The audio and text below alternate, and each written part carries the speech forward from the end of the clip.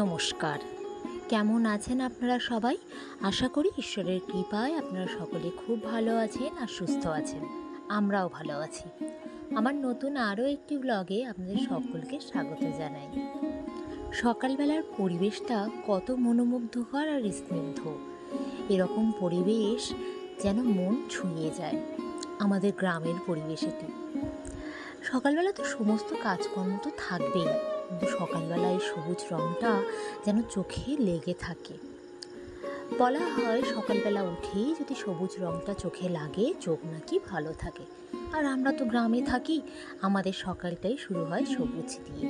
তারপরে সংসারের যাবতীয় কাজকর্ম তো থেকেই যায়। আমাদের মেয়েদের বা বউদের কাজের কি কোনো শেষ আছে? না, নেই। সকালবেলা ঘুম থেকে উঠে থেকে সেই বাসি কাজকর্ম থেকেই সকালটা শুরু হয়ে থাকে। বাসি কাজকর্ম সেরে স্নান করে পুজো দিয়ে ঘরের গৃহকর্মের কাজে লেগে পড়েছি।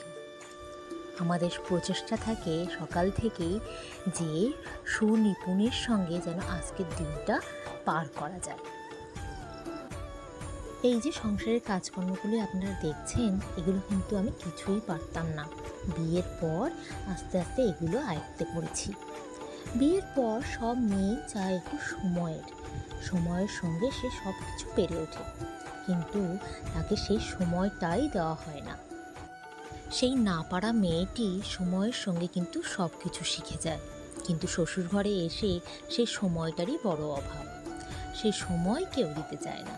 কিন্তু দেখুন না, সময়ের সঙ্গে সঙ্গে কত সুন্দর করে সেই মেয়েটি, সেই না জানা মেয়েটি সব কিছু নিজের আয়ত্তে করে নেয়। এই সংসারের কাজকর্ম, ঘরকন্যা গোছানো, রান্না বান্না সব কিছু। এই রান্না নিয়ে কত বকা খেয়েছি, তাই এখন মনে মনে ভাবি, এখন এত রান্না জানি বা কোনো রান্না নিয়ে আমার কোনো প্রশ্ন থাকে না যে এটাতে কী ফোড়ন দেবো, ওটাতে কী দেবো। আরে বিয়ের পর পর কত প্রশ্ন থাকতো আমার মনে, যে এই রান্নাটা ভালো হলো তো, ওই রান্নাটা ভালো হলো তো। কিন্তু এখন প্রত্যেকটি রান্নাই আমার আয়ত্তের মধ্যে। আগের দিন ঠিক করে রাখা হয় যে পরের দিন কী কী রান্না করব, সেই মতোই সেই বুঝেই রান্না শুরু করে দিই, কাউকে কোনো জিজ্ঞাসা না করে। তাই তো বলি, প্রত্যেকটি মেয়ে বিয়ের পর একটু সময়ের প্রয়োজন। সময়ের সঙ্গে সঙ্গে মেয়েটি সব কিছু শিখে যাবে।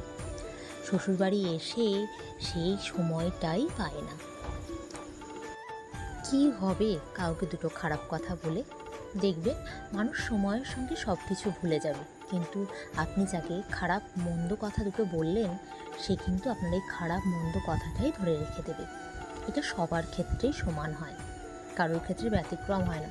সব কিছু ভুলে যেতে পারে, কিন্তু সে কোনো দিন কারোর এই খারাপ আচরণ, খারাপ ব্যবহার কোনো দিন ভুলতে পারে না। বিয়ের আগে যে মেয়েটি কিছুই জানতো না, কিছুই পারতো না, এখন সে দশভুজা হয়ে, মা দুর্গা হয়ে সব দিক সামলাচ্ছে। এটাই তার সফলতা। আমার আজকের ব্লগটি আপনাদের কেমন লাগলো কমেন্ট করতে ভুলবেন না। আর যদি আরও বেশি ভালো লেগে থাকে একটা লাইক আর অবশ্যই শেয়ার করে দেবেন। আর চ্যানেলটি যদি ভালো লেগে থাকে একটা সাবস্ক্রাইব করে দেবেন।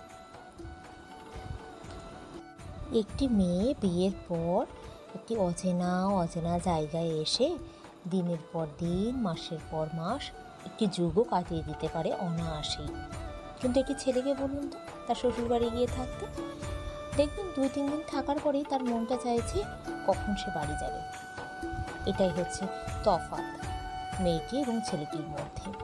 মেয়েটি তার ধৈর্য শক্তির গুণে সব খারাপকে সব ভালোতে রূপান্তরিত করতে পারে, একটা অচেনা পরিবারকে নিজের পরিবার করে তুলতে পারে, কিন্তু একটি ছেলের হয়তো সেটি সম্ভব নয়। আপনাদের সঙ্গে গল্প করতে করতে আমার রান্নাঘরের কাজ কিন্তু প্রায় শেষের দিকে।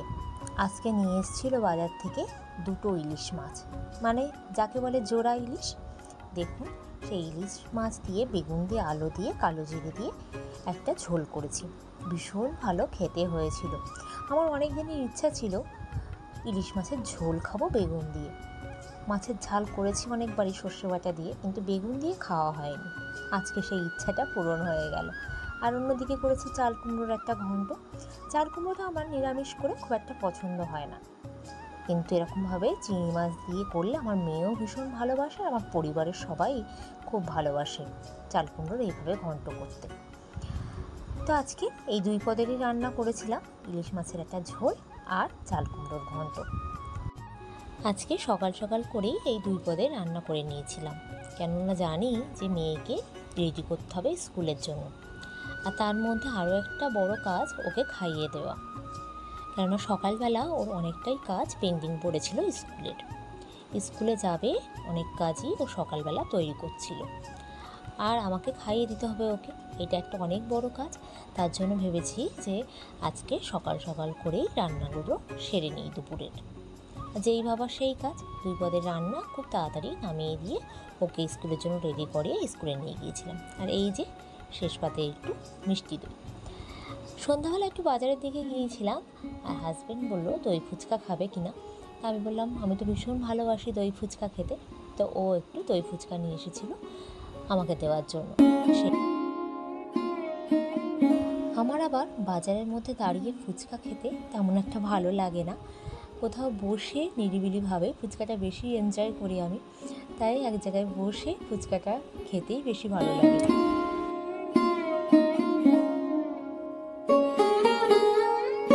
এখন এই যে মনের আনন্দে দই ফুচকাটা খাচ্ছে। ফুচকা ভালোবাসে না এমন মেয়ে খুব কমই আছে, আর আমি ফুচকা জিনিসটা ভীষণ খেতে ভালোবাসি। আজকের ব্লগটা এই ফুচকা খাওয়াতেই বা ফুচকা খেতে খেতেই ব্লগটা শেষ করছি। আপনারা সবাই ভীষণ ভালো থাকবেন, সুস্থ থাকবেন, সাবধানে থাকবেন, নিজেদের খেয়াল রাখবেন। দেখা হবে পরবর্তী একটি ব্লগে। আজ আসি, নমস্কার।